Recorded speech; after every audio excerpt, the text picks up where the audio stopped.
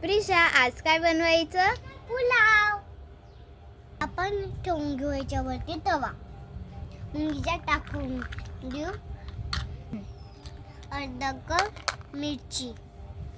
मग त्याला चांगलं घणघणीत मिक्स करून घेऊ.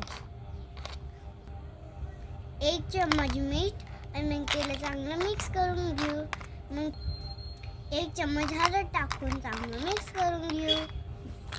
आता आपण भात धुवून घ्या. मग गंध पाणी फेकून देऊ. आता आपण भाताला इथे टाकून घेऊ.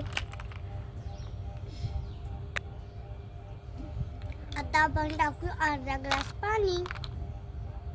आणि आता याला आपण मिक्स करून घेऊया. आता आपण याला मिक्स करून घ्या.